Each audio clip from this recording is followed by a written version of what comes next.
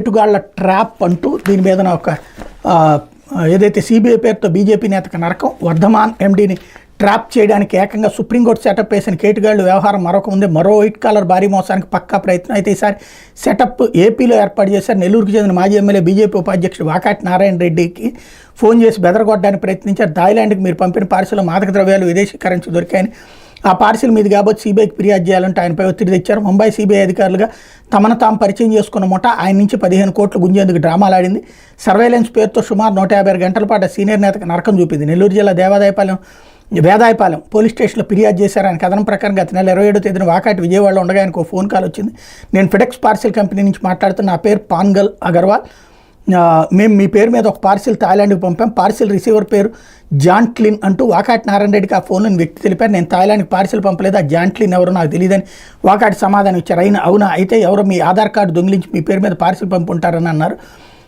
అవతల వ్యక్తి ఆ పార్సిల్లో పాస్పోర్ట్, బ్యాంక్ కార్డు, దుస్తులు, ల్యాప్టాప్, 6,000 అమెరికా డాలర్లు, 2,000 గ్రాముల 200 గ్రాముల మాదక ద్రవ్యాలు ఉన్నాయి. ఈ పార్సిల్ మీరు పంపలేదు కాబట్టి మీరు ముంబై సైబర్ క్రైమ్కి కంప్లైంట్ చేయండి అని ఆ వ్యక్తి సలహా ఇచ్చాడు.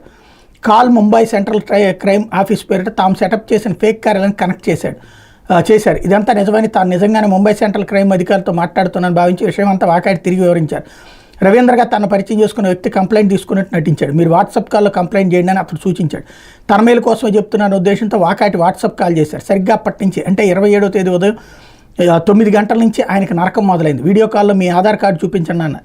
వాకాటి చూపించారు. మీరు లైన్లోనే ఉండండి, ఇప్పుడే మాట్లాడతామని. కొద్ది నిమిషాల తర్వాత అతను తిరిగి వచ్చాడు. మీ ఆధార్ కార్డు ప్రకారం మీ మీద మనీ లాండరింగ్ కేసులు ఉన్నాయి, సిబిఐ కేసులు ఉన్నాయన్నారు. అవి మా బిజినెస్ కేసులు కోర్టులో నడుస్తాయని వాకాటి సమాధానం చెప్పారు. దీన్ని మేము వెరిఫికేషన్ చేయాలి, మీరు మా సర్వేలెన్స్లో సెల్ఫ్ కస్టడీలో ఉండాలి, ఫోన్ కట్ చేయడానికి వీల్లేదు, మీరు ఎక్కడికి వెళ్ళినా వాట్సాప్ కాల్ లైవ్లోనే ఉండాలి, బాత్రూమ్కి వెళ్ళినా సరే అలా కాదని ధిక్కరిస్తే చర్యలు తీసుకోక తప్పదని హెచ్చరించాడు. ఇక ఆ క్షణం నుండి ఈ నెల 3వ తేదీ వరకు 6.5 రోజుల పాటు వాకాటి వాట్సాప్ కాల్లోనే ఉన్నారు. 30వ తేదీన సిబిఐ ఇన్స్పెక్టర్ని మాట్లాడుతున్నానంటూ వ్యక్తి లైన్లోకి వచ్చాడు. మీకు నవాబ్ మాలిక్ తెలుసా? మహారాష్ట్ర ప్రభుత్వంలో ఒకప్పుడు కాంగ్రెస్ మంత్రి, ఆయన ఇప్పుడు జైల్లో ఉన్నాడు. మీరు ఒకప్పుడు కాంగ్రెస్లోనే పనిచేశారు, అందుకే ఈ ప్రశ్న ఇస్తున్నాను అనగా తనకు తెలియదని వాకాటి తెలిపారు. 3వ తేదీ గౌడ అనే వ్యక్తి సిబిఐ అధికారిగా పరిచయం చేసుకుని విచారణ మొదలుపెట్టారు.